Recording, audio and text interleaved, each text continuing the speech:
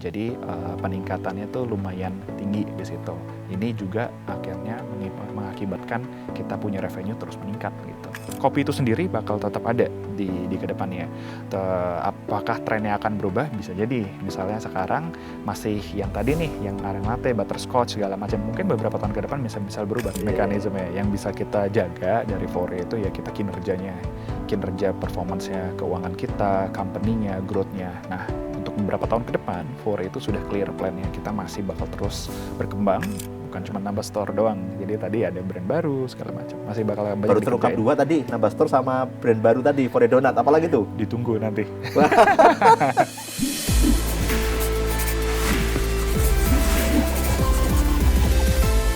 Industri kopi di Indonesia tengah mengalami dinamika yang menarik. Di satu sisi, konsumsi kopi domestik terus tumbuh pesat, namun di sisi lain juga sekarang banyak sekali muncul pemain baru di industri kopi ini. Untuk membahas lebih dalam tentang fenomena ini, telah hadir di studio podcast Fundamentals IDEC Channel, Mas Muhammad Fahmi Rahmatullah, Direktur Strategi dan Pengembangan Korporasi PT Fore Kopi Indonesia Terbuka dengan new stiker Fore. Selamat datang di Fundamental, Mas Fahmi. Apa kabar nih? Baik. Wah, hari ini luar biasa maksudnya ya. Luar biasa. Maaf Macet nih, banget. tidak terlambat ini ngobrol-ngobrol ini gitu, Mas.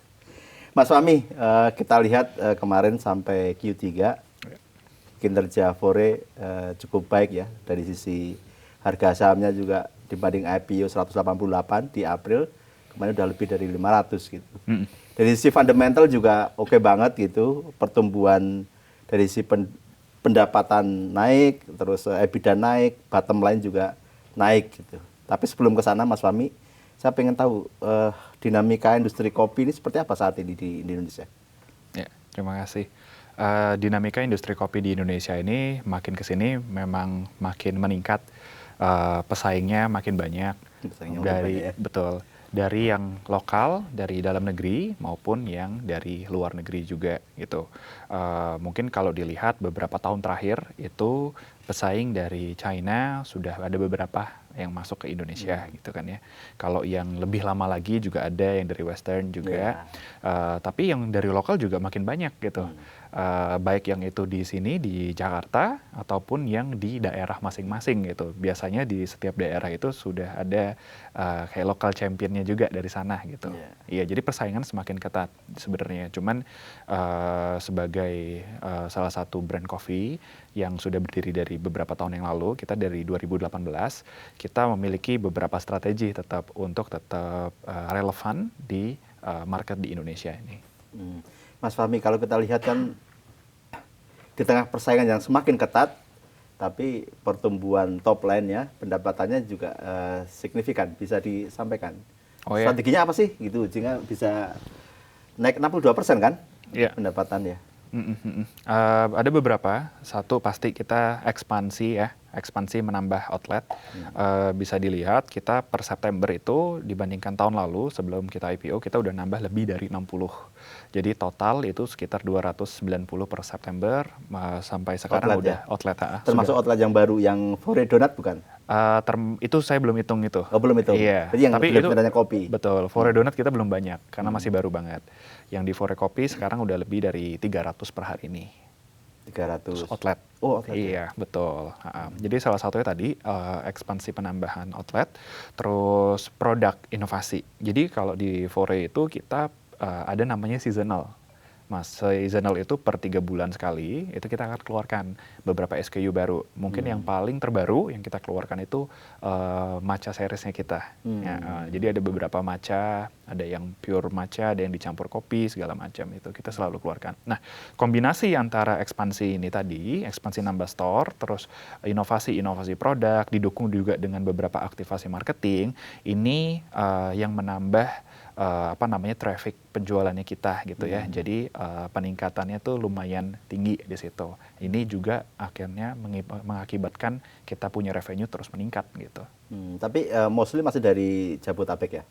Oh enggak, kalau kita ekspansi ini kita udah bukan di Jabodetabek doang.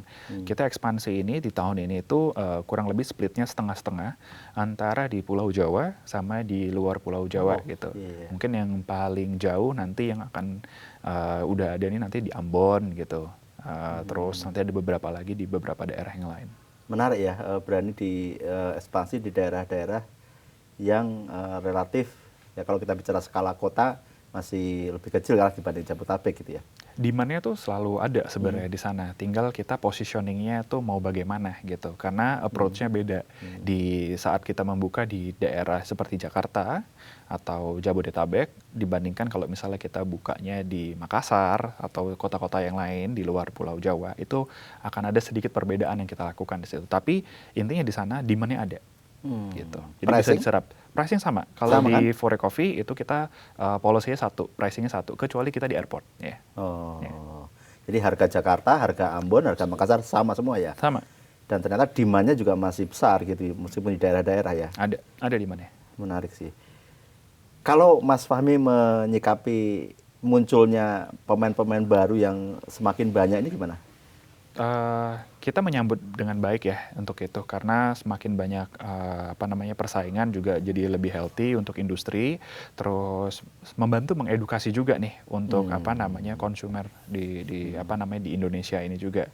Jadi makin kesini makin kalau bisa dilihat kopi itu jadi culture anak muda sekarang minumnya udah kopi gitu. Jadi makin banyak yang quote and quote kayak mengedukasi ini makin baik juga untuk industrinya. Justru makin baik ya, menyikapi persaingan ini justru semakin baik untuk promosi industri Kopi itu sendiri, gitu. betul. Nah belakangan juga ternyata masuk ke Fore Donat nih. Betul. Nah itu ada ceritanya? Yes, ada. Jadi kita ada dua alasan mainly kalau kenapa kita masuk ke Fore Donat.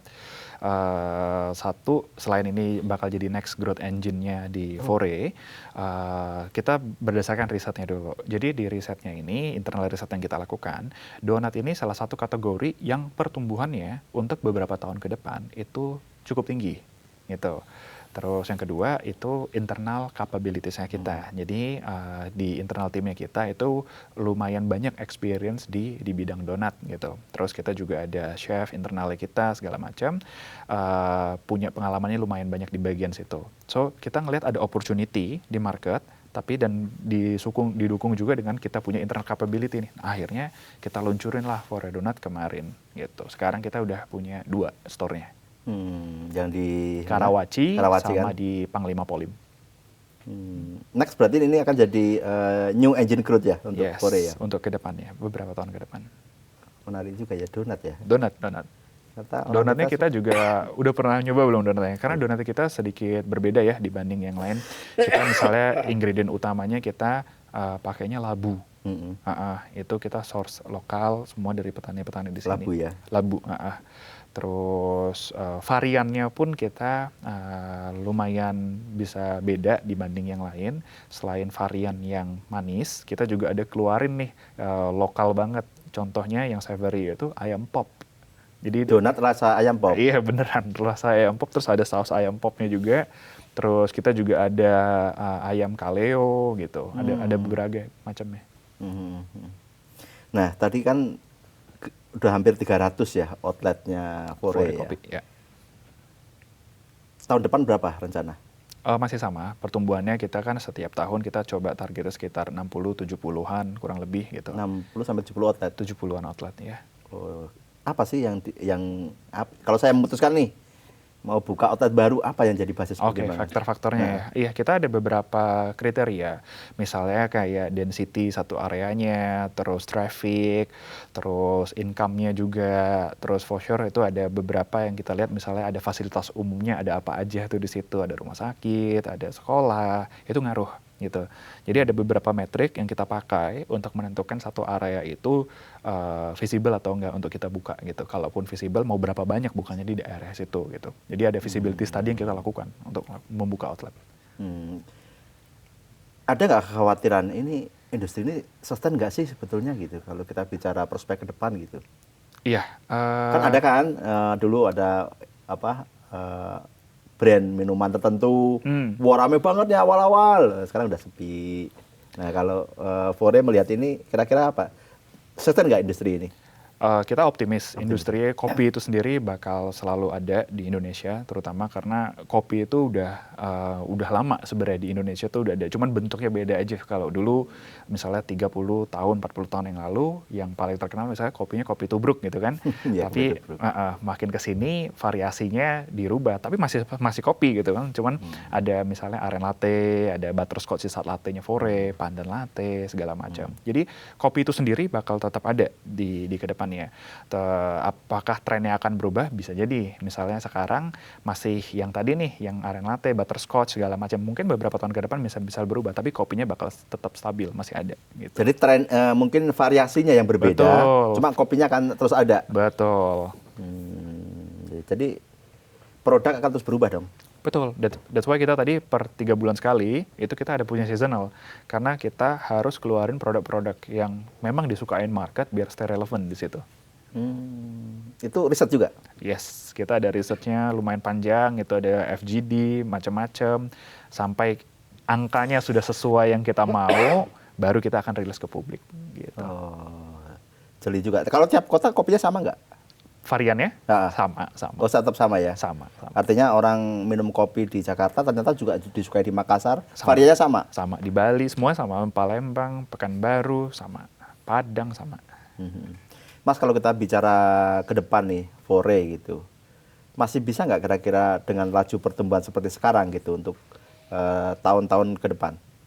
Oh ya, kita optimis masih bisa. Kita kan beberapa tahun ke depan juga masih akan ekspansi terus ya untuk number of store-nya gerai gitu. Untuk produk itu sendiri juga kita selalu inovasi gitu.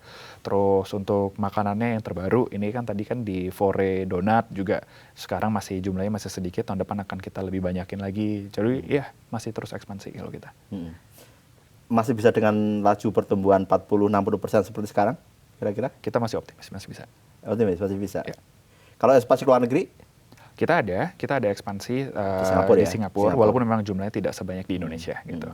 Kita masih fokusnya di Indonesia.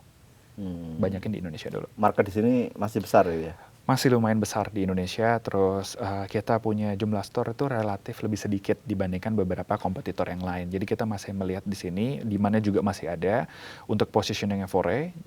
Jadi kita mau expand lebih lanjut, karena Fore itu positioningnya kita di tengah-tengah, Mas. Jadi kita di premium affordable gitu. Nah, istilahnya premium affordable. Itu istilah internalnya kita sebutnya premium affordable. Jadi di sini itu masih kelihatan, masih ada nih untuk demand-nya gitu. Jadi kita nggak yang paling murah, tapi kita juga harganya tidak yang paling tinggi. Cuman kita mengusahakan dengan sangat untuk service yang terbaik dan kualitas yang terbaik di Fore Coffee. Tapi segmennya itu tadi ya, premium affordable. Iya. Oh, jadi nggak akan main tuh kopi yang di jalan pakai sepeda listrik itu nggak main ya? Nggak, gitu ya? Fore belum di situ. Dan nggak akan? Nggak. Ya. Satu, pembukaan gerai akan jadi strategi. Yang kedua, lini bisnis Fore Donat. Ya. Yang lainnya apa lagi? Yang mungkin bisa jadi new engine growth ke depan? Sekarang masih 2 itu dulu, karena di Fore Donat juga baru banget nih. Kita baru 2 bulan, 3 bulan terakhir gitu ya. Itu juga jumlahnya masih sedikit, tahun depan kita bakal besarin. Jadi tahun depan untuk yang di Fore Donatnya itu nanti kita udah masuk di beberapa kota. Kalau sekarang kan masih Jakarta nih gitu. Nanti di kuartal-kuartal ke depan kita akan mulai masuk ke beberapa kota besar di Indonesia. Fore Donat atau Fore kopinya nanti yang akan lebih agresif? Oh, kalau jumlah store pasti lebih banyak masih di Fore Kopi gitu. Cuman relatif percentage pertumbuhannya Fore Donat gitu. Karena Fore Donat kan sekarang startnya ibaratnya cuma 2 nih gitu kan. Tahun depan kalau udah nambah 5 aja kan udah lebih banyak tuh persentase nambahnya gitu. Iya. Secara proporsi tapi tetap akan kopi kan? Masih kopi. Masih kopi. Kopi pasti masih paling dominan. Kopi akan tetap dominan ya? Yes. Kalau kita lihat Mas, sampai kemarin itu September kan 1 triliun ya pendapatan bersih gitu. Terus kemudian EBITDA juga 62%, 200 miliar. Ya. Kemudian laba pertumbuhannya kemarin juga 40% ya kalau nggak salah ya. Ya. Kalau kita bicara pendapatan EBITDA, marginnya sebetulnya nggak tinggi-tinggi amat ya meskipun minum aja. Karena itu kan kita kan lagi ekspansi nih Mas. Ekspansi ini kan kalau makin ekspansi makin banyak, depresiasinya juga semakin tinggi gitu. Jadi terus itu. Cuman margin kita healthy, Dari bisa dilihat di gross profit segala macam itu kita lumayan masih healthy banget gitu. Cuman terlihatnya lebih sedikit karena kita agresif ekspansinya gitu. Karena sisi ekspansi itu ya. Betul, kita kan tahun ini udah buka mungkin udah 70-an store-nya gitu di situ sih. Healthy, very healthy. Iya. Menarik juga stoknya untuk investor. Nah, kuartal keempat nih, ada banyak pembukaan store nggak? Enggak. Enggak ya? Pembukaan store udah paling banyak di kuartal 1 sampai kuartal 3. Kita hanya sedikit lagi paling selesai habis ini. Udah di bulan November terakhir. Udah nggak ada lagi habis itu untuk sampai akhir tahun ini. Kalau industri kopi itu gimana sih ininya? Kalau di kita itu ada cycle-nya, ya, seasonal-nya kan gitu. Kalau di kita itu yang paling tinggi nanti di kuartal 4 ini. Karena banyak ada eventnya, ada liburan, ada Natal, segala macam, itu mempengaruhi penjualannya kita. Biasanya dari 5-6 tahun terakhir di Fore Coffee, di kuartal 4 itu selalu jadi kuartal yang paling tinggi penjualannya. Kuartal 4? Kuartal 4 besok ini, sekarang ini nanti. Hampir mirip ya dengan industri-industri yang lain ya.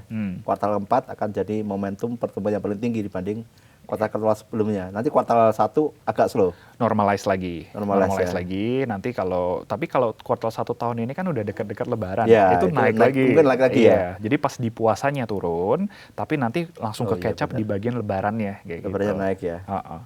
Puasa pasti turun karena orang nggak ngopi kali sih. Betul. Iya. Kalau kita bicara saham nih Mas, pertumbuhannya juga impresif gitu. Dari 188 April IPO, sekarang udah 500 lebih ya. Per hari ini mungkin udah 500 berapa hari ini nih? 500 lebih gitu. Ke depan potensi upside-nya gimana kira-kira? Kalau potensi upside itu kan market mechanism ya. Market mechanism ya. Yang bisa kita jaga dari Fore itu ya kita kinerjanya. Kinerja performance-nya, keuangan kita, company-nya, growth-nya. Nah, untuk beberapa tahun ke depan, Fore itu sudah clear plan-nya. Kita masih bakal terus berkembang, masih bakal terus ekspansi gitu. Baik ekspansi tadi nambah jumlah store, maupun tadi misalnya ada growth engine yang baru. Kalau sekarang misalnya growth engine barunya adalah tadi donat gitu. So, diharapkan dari ini semua akan membantu untuk pertumbuhan kita punya keuangannya. Baik itu dari top line maupun bottom line yang akan terus bertumbuh gitu di Fore Coffee. Sampai berapa sih ekspansinya ini kira-kira grade berapa gitu? Berhenti lah, udahlah. Sekarang kita fokus untuk margin gitu. Kita sih sebenarnya masih melihat peluangnya masih besar. Paling nggak misalnya di Fore itu kita masih bisa double, mungkin bisa lebih dari double untuk number of store-nya kalau di kopinya sendiri. Kalau untuk 600-an berarti ya? Bisa lebih dari 600 masih. Kalau untuk donatnya sendiri kita masih jauh Mas, masih besar sekali itu. Kita masih bisa lebih dari 100 for sure itu. Ada satu tantangan nih ketika kita rajin ekspansi atau sangat akseleratif gitu, mutunya nih. Kualitas seringkali jadi masalah.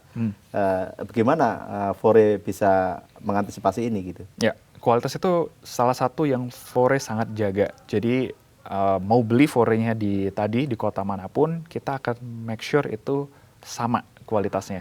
Gimana caranya? Kita ada beberapa hal. Satu, misalnya kayak untuk barista itu sendiri. Kita punya training centernya di beberapa kota. Jadi maupun baristanya, walaupun itu baristanya baru atau senior, sama. Kita bakal training ulang sesuai standar yang kita mau. Terus untuk produk itu sendiri, produk kualitas kita udah ada patokannya, harus sesuai. Misalnya untuk ukuran, misalnya mau buat satu produk, sirupnya berapa, susunya berapa, itu ada SOP-nya very clear, dan trainingnya itu akan selalu dilakukan untuk make sure barista-barista kita bisa mengikuti standar yang kita punya kayak gitu. Jadi tadi key-nya kita punya training center, kita rutin melakukan training ulang gitu. Terus SOP yang very clear gitu ya untuk menjaga ini semua. Kalau pertumbuhan yang sifatnya anorganik dimungkinkan nggak selama melakukan akuisisi dan sebagainya gitu? Untuk di Fore kita tidak menutup kemungkinan untuk itu. Tapi sekarang kita masih fokusnya untuk melakukan ekspansi tadi gitu. Baik itu kita buka store ataupun membuat brand baru gitu. Tapi tidak menutup kemungkinan ke depannya. Semua store-nya itu ini kan milik punya sendiri kan? Yes. Nggak ada franchise kan? Ya, kita punya sendiri. Operate sendiri semua. Kenapa itu pertimbangannya? Kan lebih cepat ekspansi kalau tadi kualitas. Salah satunya itu kualitas. Karena kalau kualitasnya kita pegang sendiri semua, itu kita bisa lebih cepat gitu. Terus kita tahu banget karena kan ada orang-orangnya langsung kita taruh di sana gitu. Ada struktur organisasi yang kita buat untuk menjaga itu semua. Itu pertimbangannya ya, Yes. faktor kualitas, Kualitas. yang menyebabkan Fore tidak tertarik untuk waralaba gitu ya. Sampai untuk sekarang belum. Iya, iya. 600 itu tercapai kapan kira-kira? Berapa tahun lagi? Oh, kalau 600-nya sendiri mungkin 2-3 tahun lagi bisa kita segitu. Tapi apakah bisa lebih dari 600? Jawabannya bisa-bisa aja gitu. Tapi kita masih melihatlah nanti ke depannya gimana gitu ya. Apakah demand-nya masih tinggi banget gitu. For now mungkin bisa masih lebih dari 600 sih bisa untuk Fore.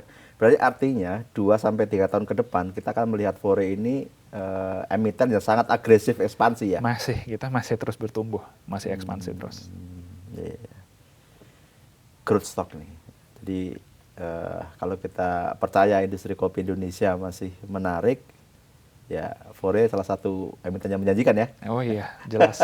Karena pertumbuhannya masih banyak banget nanti engine-nya dari kita. Bukan cuma nambah store doang. Jadi tadi ada brand baru segala macam. Masih bakal banyak Baru terungkap dikerjain. 2 tadi, nambah store sama brand baru tadi, Fore Donat. Apalagi tuh? Ditunggu nanti.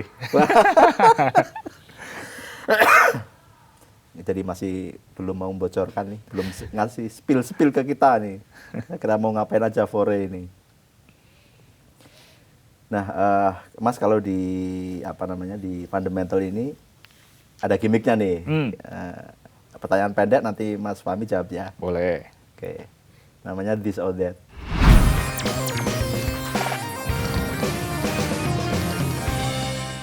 Investasi, saham atau properti? Saham. Saham. Ya. Banyak-banyak. Ada lumayan. Fore pasti kan? Ada. Fore pasti. Yang lain-lainnya sama biasanya? Bank. Oh, perbankan. Iya. Bank Big Bang. Iya, Big Bang. Oh, senang saham-saham Big Bang ya. Iya. Agak tahun ini agak slow sih. Iya, betul. Tahun ini agak slow Karena gitu. udah lama di CA terus dari dulu. Oh, iya, iya. Oh, berarti alirannya fundamental di Mas Fahmi ini ya. Biar kalau analisanya saya nggak mau ribet soalnya Pak, salah sembari kerja kan, jadi biar cepat ya udahlah kita yang fundamental aja gitu. Jadi saham-saham Big Bang yang relatif stabil. Stabil, betul. Relatif stabil. Turun pun itu nggak banyak, tapi naik pun juga nggak akan banyak Betul, gitu. betul. Tahun-tahun terakhir ini kan saham-saham konglo tuh jadi primadona di market. Banget. Punya koleksi nggak? Ada masuk tapi nggak banyak. Nggak banyak ya. Rapat pagi atau rapat sore? Pagi, saya orang pagi soalnya.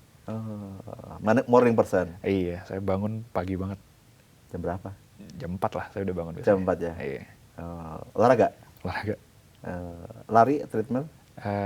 Lari sama, sebenarnya nggak lari sih, jalan, lebih tepatnya jalan, tapi lebih banyaknya nge-gym. Oh, nge-gym. Iya. Nonton YouTube atau nonton TV? YouTube. TV udah jarang? Nggak pernah, udah. Udah nggak pernah ya? Udah lupa terakhir kapan. Udah nggak pernah ya? Nggak, Udah nggak nggak pernah. Nonton YouTube konten apa biasanya? UFC. Ada olahraga. Oh iya, suka? Iya, MMA. Boxing ya? Iya, Oh, UFC suka? suka. Tinju dulu juga suka juga ya? Tinju nggak gitu? Yang suka. UFC ya? Iya.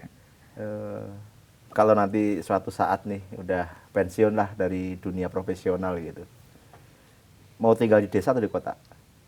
Kayaknya di kota. Kota ya? Iya. Kenapa? Lengkap, ada semua di sini gitu. Fasilitasnya lengkap. Asli Jakarta ya? Enggak, saya lahirnya di Solo. Iya, tapi saya besarnya di Palembang.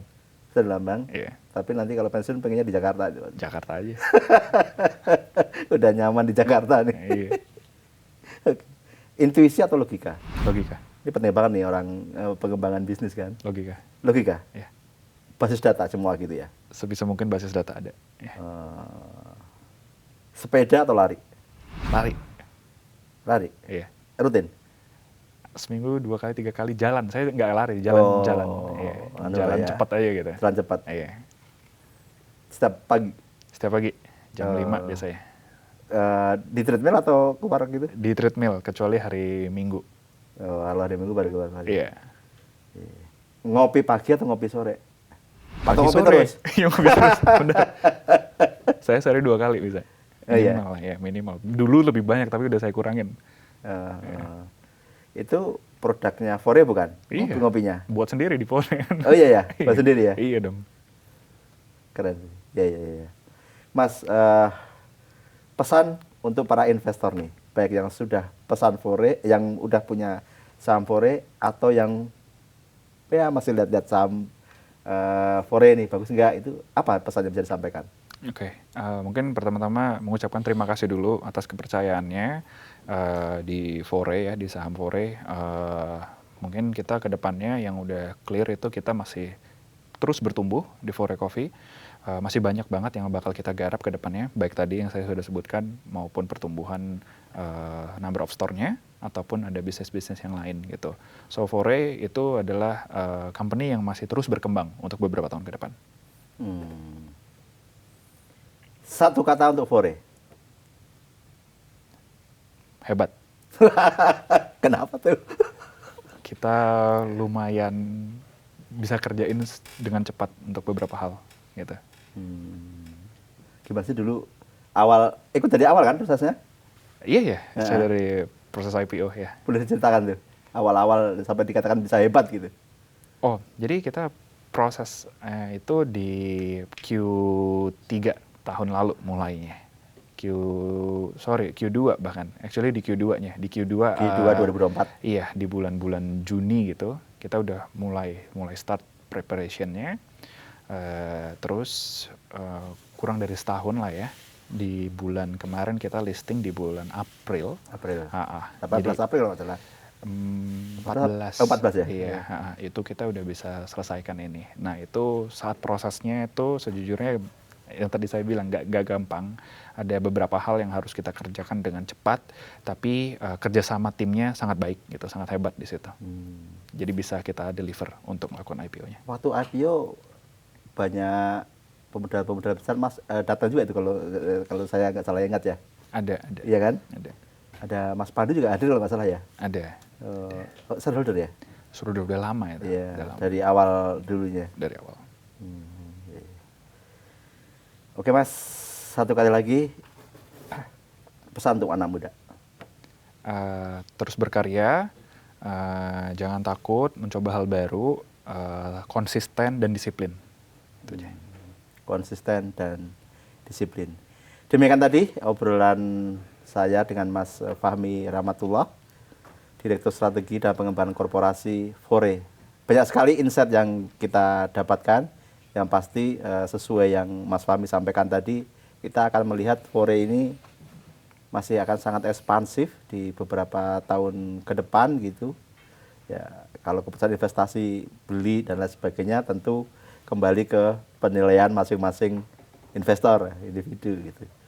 Kita doakan semoga sukses selalu untuk Fore. Terima kasih waktunya Mas Fahmi. Saya Mas Hirom, pemimpin redaksi Adik Channel, undur diri. Terima kasih Mas. Terima kasih.